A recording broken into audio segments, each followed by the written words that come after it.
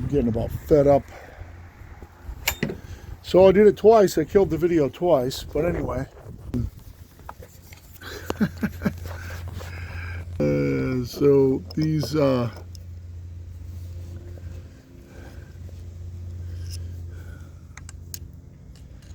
a little, the limiter on these pushes in. I can't, I'm going to try to show you if I can here without. So there's a sleeve around the screw that pushes in. I think I have a tool for it. So I'm going to switch out my glasses because I'm having a hard time seeing through these.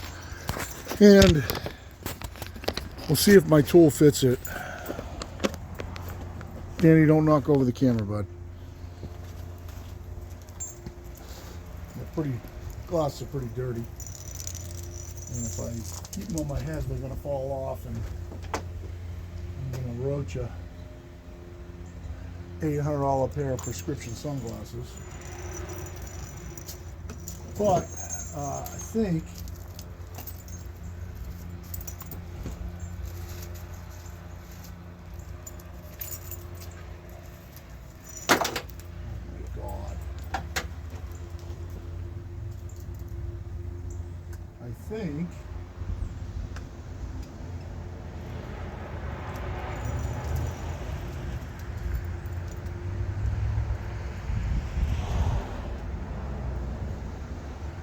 so first of all, there's about a half a turn adjustment in the screw the way it is. He's gonna knock this over. Hold on. Danny beat it. Go on.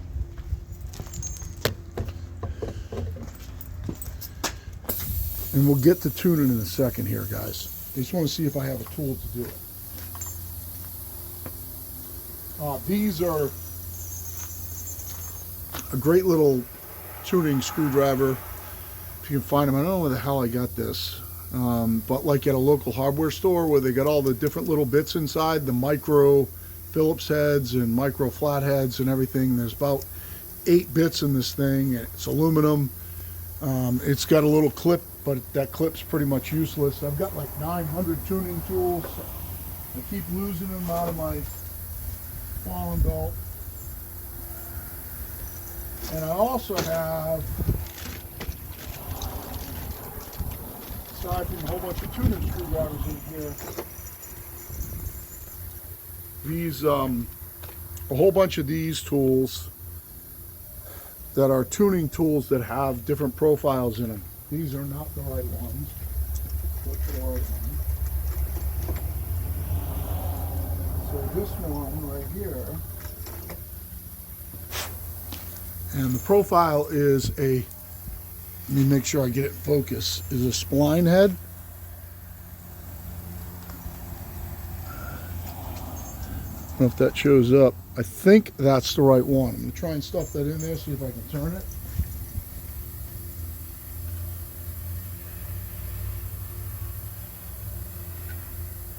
Yep, so this pushes in the limiter and allows me to turn it without limiting it. So this is the way to go. And if you don't, you can buy these little kits, you know, on eBay or Amazon or whatever, and they have all the different tools. This one is, it's a 21 tooth spline. And rather than ripping out the limiters on this saw, this 21 tooth spline right here, it's kind of worn off, but this 21 tooth spline fits the limiter on this car. So I'm going to put this thing back in there. And this goes right through the hole. It's going to be easy to get it on. Easier than a flathead screwdriver. It's like, oh, I just ripped those right off. I rip them off. I don't keep my things on. You got to take them limiters off. Yeah, well, this, I guarantee you, it's going to be easier with this than it would be trying to do this blind with a flathead. I guarantee it. So we should make sure Yep, pushes right in on it. I can feel it. It's positive. I can turn it. Cool. So we're going to put this back on. We don't need to have it off. And we'll put the air filter on it. Danny's just going to walk around my feet, put some fuel in it. What is holding this down?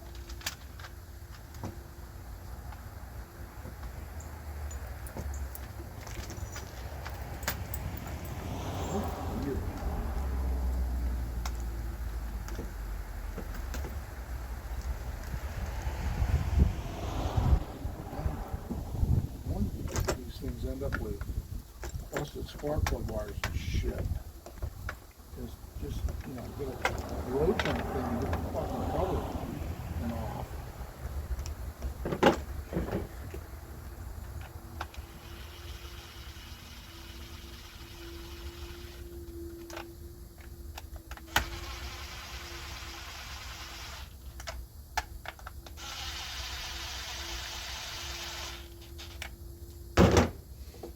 Unfortunately, on this model Husqvarna,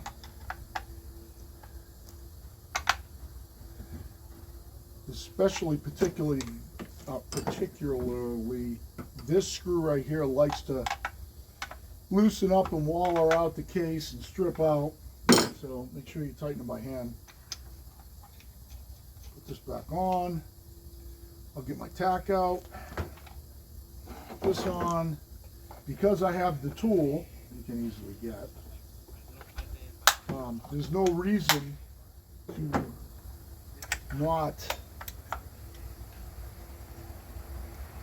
just push it right in, turn it, same thing with the high side, push it right in, turn it, no limit.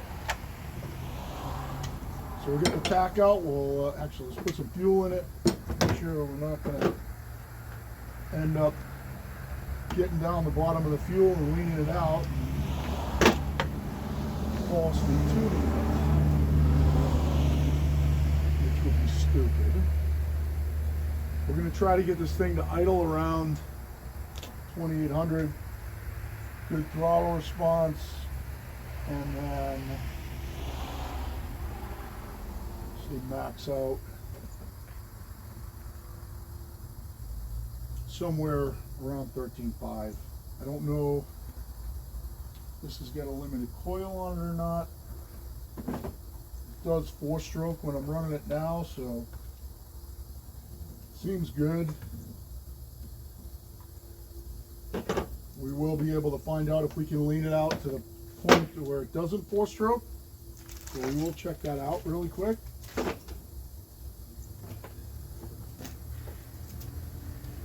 We'll get over on the boards over here. Grab the tack.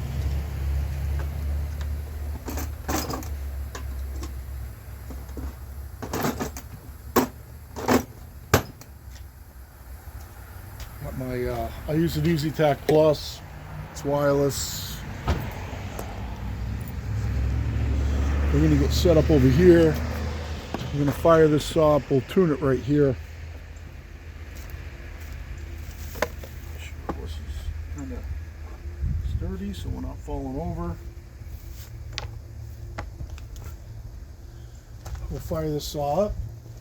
Let it warm up a little bit.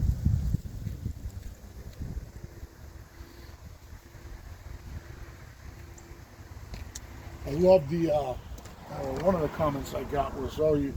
When I ran this for the first time, like, oh, you just wrecked your saw. Yeah. Let's see if you can see me.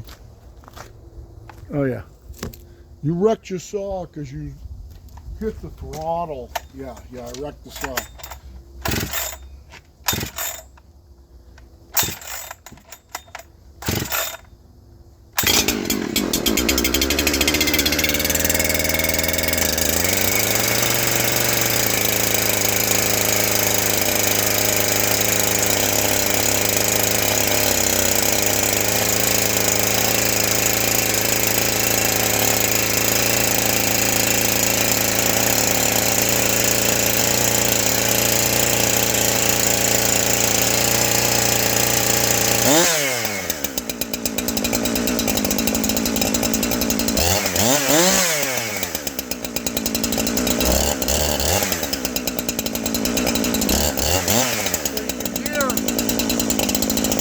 hear how it's foggy on the trigger?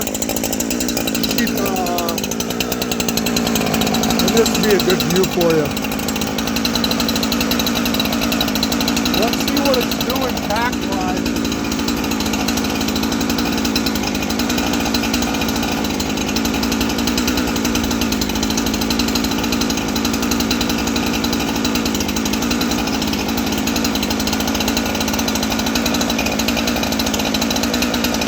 So we're showing 3,200 on the pack right now, or 32, 33, 35, let me show you that.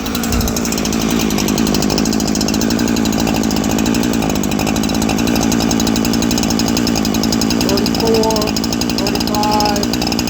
So I think it's a little lean on the low side. Okay.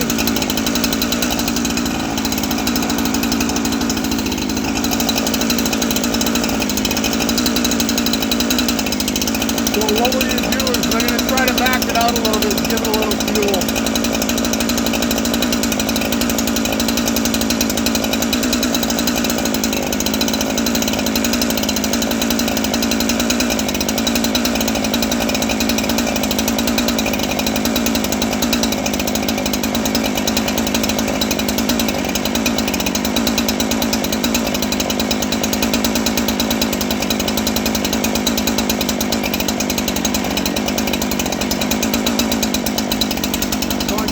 Calm down around 2,800 to 3,000. Let's see what the throttle response is like.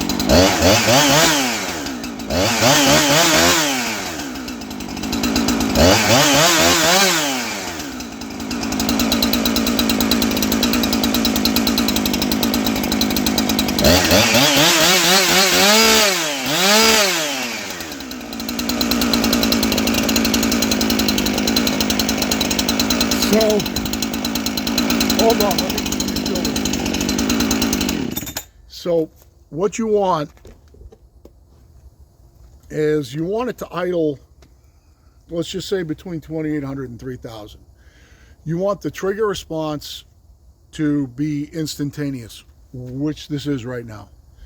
And also you want it to go from high speed back down to idle and not muddle its way back down there. When it does kind of muddle its way back down, you know, usually it's a little lean, it needs a little more fuel. I think I just nailed this setting. Let's do the school really quick in case somebody is in here and has never tuned a carb before. What you want to do with your low side is you want to start it pretty much at your factory setting, which is turn the screw all the way in, just barely seat it, and then you want to turn it out basically one turn. So it's not a bad idea to go ahead and just put a mark on your screwdrivers, or most of the other turning tools that I use have some sort of indicator on them, but you want to turn it out one turn. So let's use that as a general rule of thumb. Some steels, 1 1/4, blah, blah, blah, but just let's say one turn out. Then what you want to do is you want to rotate your low side screw, which is your idle circuit, until the idle raises up and the chain starts to move. And it's going to go, and the chain's going to be moving, and then keep going, it's going to go. You want to find that high spot where you have the most throttle. All right? And then move a quarter turn, typically counterclockwise towards the too much fuel side to settle it down. And that should be about where you get the best trigger response. And then you can use your T-screw, which is your throttle screw, to back yourself down to 2,800 RPMs. But typically you want to find the that midpoint where your idle goes up and then your idle goes down. Your idle, you turn it this way, the idle goes down. You turn it back this way, the idle goes up, and then it goes back down. That midpoint, and then like a quarter turn counterclockwise, right in there. And sometimes all carbs don't work the same, but that's about where you want to start. Get it so that what it's doing right now, let's fire it up. It should start easy. Let's go ahead and fire it up, and it should start one pole.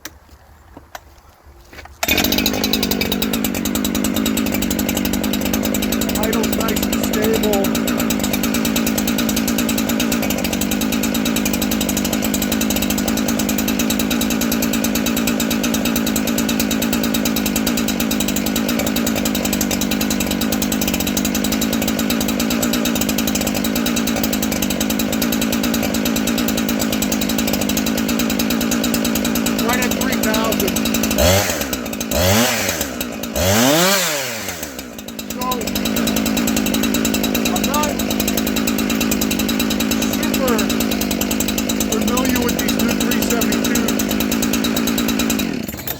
Adjusting them goes, and what they should sound like OEM before they're broken in. It seems like it's taking a little bit to spool up. I'm going to mess with it a little bit, see if I can get it to spool up a little quicker and keep the idle down or stable and keep the throttle response, because I got real good throttle response right now, but it's spooling up kind of slow. So let's see if we can mess with it a little bit.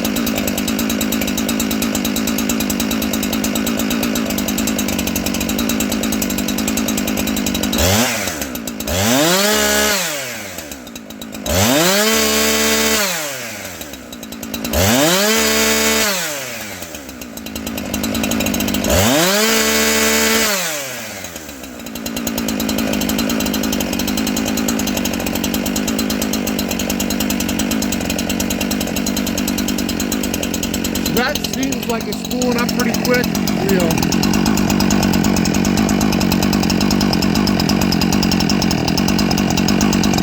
29, 27, 3,000. So it's idle and stable right around 2,800 to 3,000. And it seems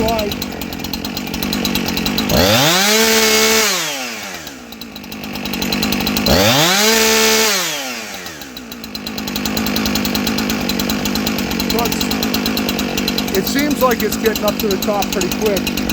I kind of like where it is right now on that low side, and I'll have to mess with it after it breaks in. But let's do this. Let's do the high side. You're gonna see where the high side is RPM wise. 2,900 on the low. Let's go ahead and 2,800. Let's jack it all the way up.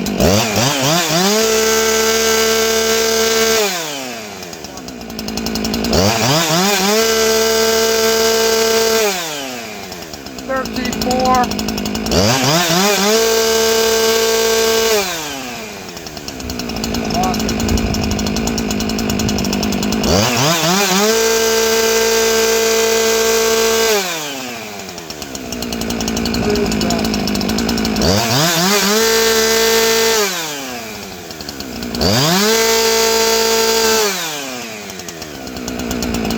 Trying to pick up the spark plug. I'm having trouble.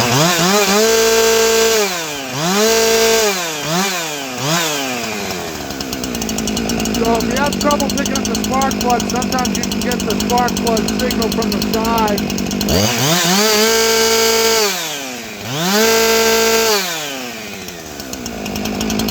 I'm going to reset this.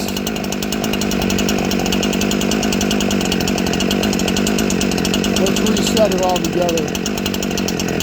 Sometimes they get stacked up. So 2,800.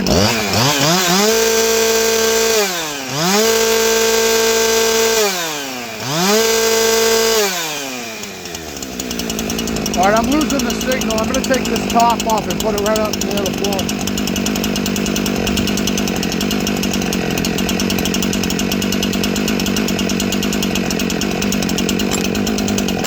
did pick up 13.4. This should pick up good right here.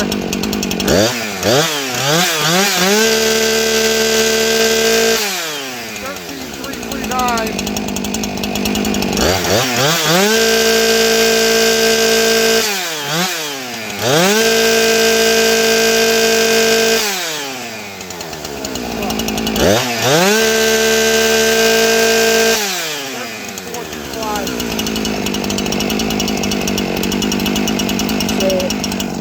Not really sure why I'm picking up that intermittent signal, but I would say for this saw for break-in period,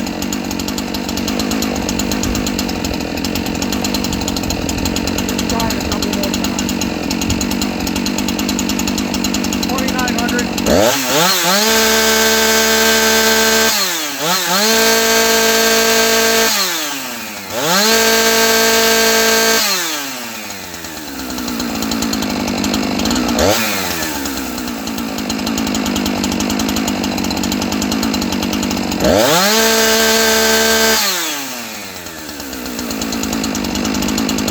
So it's right around 13.4. Let's turn it up to 13.5.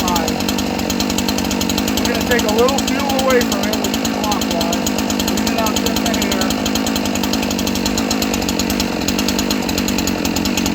Try to get it to full 13.5 here. Right now it's 2,800, nice and steady.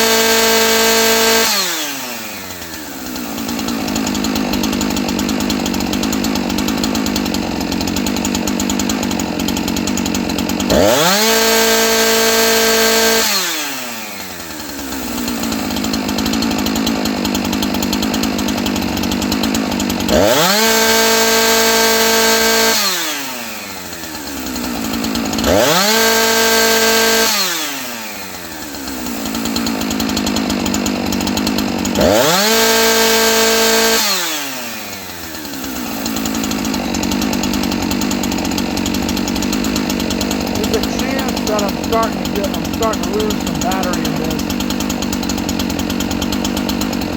It's been in the pack a long time.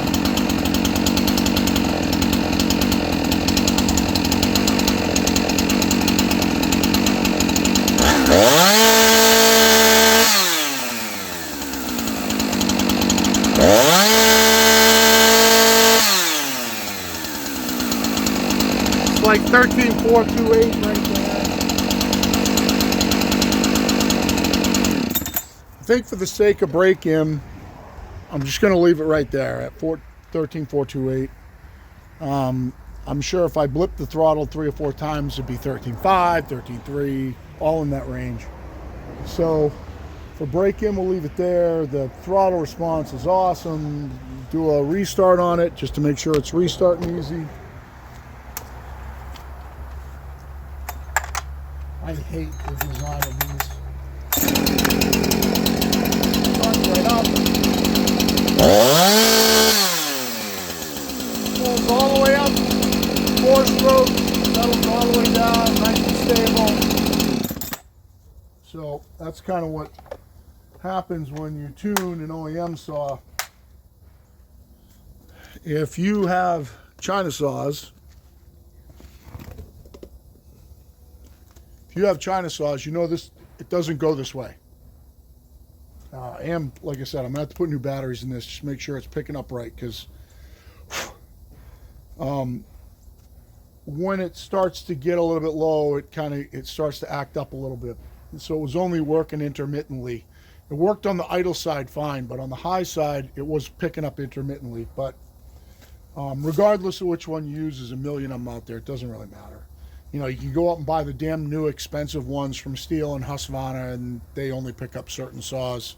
If you've ever seen somebody use them, they're finicky. This does have a lead on it that I can clip on the spark plug wire where it reads perfectly. I just don't use it very much. Matter of fact, right now, I know it's in my pack somewhere. I'm not even sure where it is. When it starts acting like this, usually I'll use it. China saws. If any of you have tried to tune a China saw, you know that a lot of times the knock on the China saws is that it doesn't go like that. It doesn't go like you turn it and it reacts the way it should, and it's predictable, and now all of a sudden you have a saw in 2 seconds that's running right. Sometimes with those, you go a little too far, the saw dies, then you got to try to get it restarted. You're constantly going all the way back in and backing out the factory. You get it running, you turn it a little too far, it dies, it won't restart. You kind of got to find like that exact perfect spot where it runs kind of okay. Usually the idle's a little high, but it stays running and the throttle response is good. And if you back off that a little bit, you lose the throttle response, and you start turning up the idle screw itself to keep it running, and then all of a sudden you're running for 5 minutes and your chain's moving. And you guys, if you've ever run a China saw, then you know all those things, which is why I like to pull those carbs off and just put a good, I'm not going to call them OEM, because whatever's in this, whether it's a Walbro or Tillotson, I don't know. A Walbro is not an OEM carb. It's maybe what Husqvarna puts on a 372, but it's not the only one they put on 372. They put Tillotsons on them too. And this is a Walbro. And also, this Walbro, this is not the only saw, the only machine that this goes on. So to call it an OEM carb, it's not an OEM carb. To Husqvarna, it's an OEM carb for Walbro. It is a, in the traditional sense of OEM, it is a Walbro OEM carb, not a Husqvarna OEM carb. A Husqvarna carburetor made by Husqvarna would be a Husqvarna OEM carb. Original equipment manufactured by Walbro. So it is a Walbro carburetor. And there's Walbro, there's Tillotsons, there's the Zama, there's oh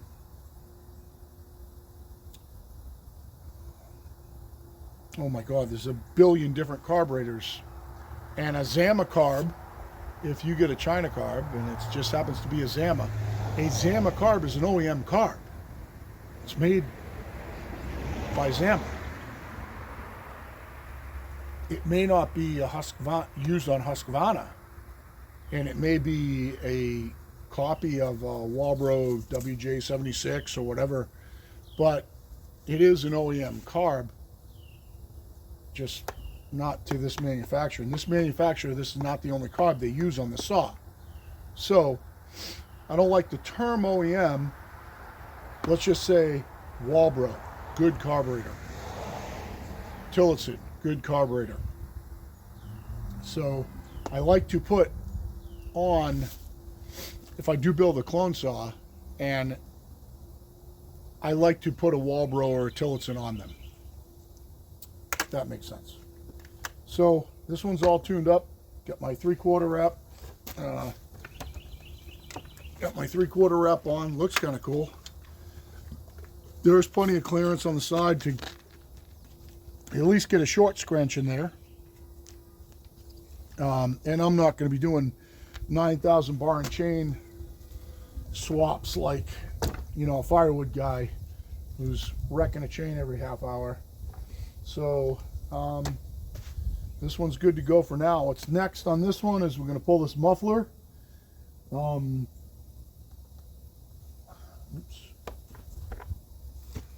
Get you a view. What's next on this saw, before pulling the top end and porting and all that, is we are going to pull this muffler.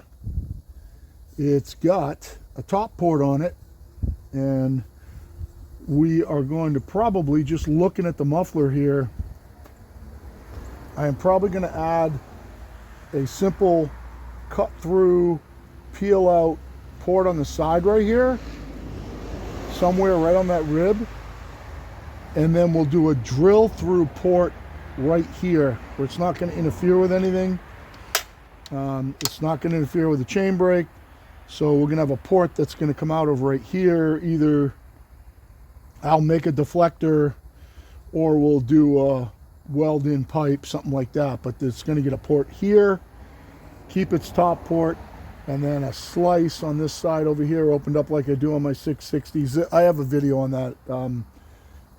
It's called the redneck triple port if you want to see how to do that, but basically you cut a slice down this rib and stick a screwdriver in there and bend it open, and it ends up looking like a deflector but just uses the original muffler. So I'll put a port right here, I'm going to put a port right here, get this thing breathing a little better, keep the port on the top, and that's what we're going to do next to it prior to pulling the top end off and decking it and doing a full port job on it. But for now, till it gets broken in and through my firewood and milling season here in the winter time, I'm going to keep it until it's good and broken in.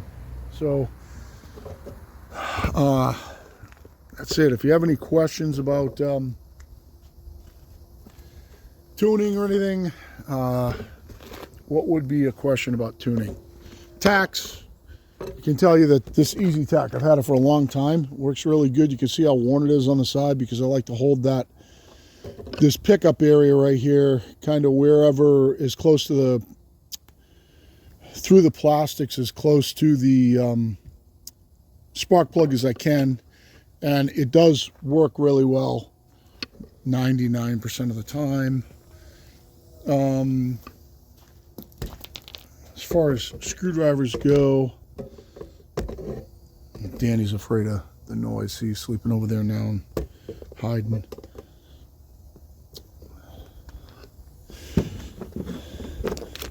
I do like this, and like I said, you can pick them up at most, like a hardware store, in a rack near the, kind of near the, oh, he's going to pull us over.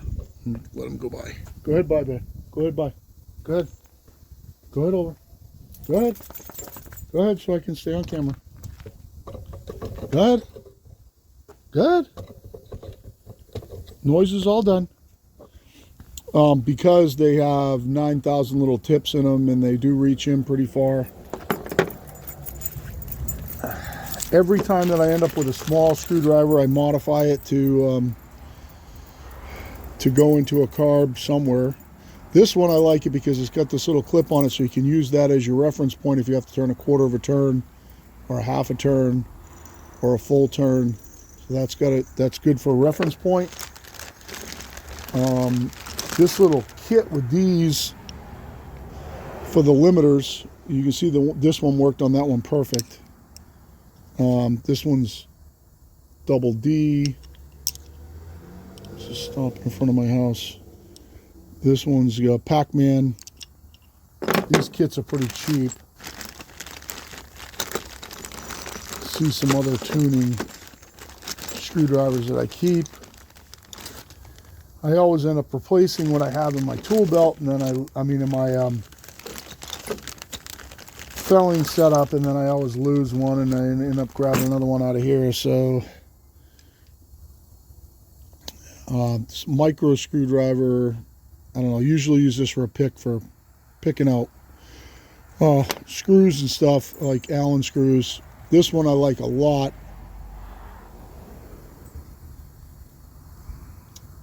And then obviously another flatty here. But You can never have too many of these. You can have them lying around everywhere. If you do a lot of cutting and a lot of tuning, then you're going to lose these all the time. Sometimes I like thinning this web down like this one where it's nice and straight because it will fit into anything, versus having that big flare on it right there. Sometimes that won't fit into anything. I have one with a little wooden knurl on it that I keep, that's in my felling pants right now. This is the clip that goes on this, and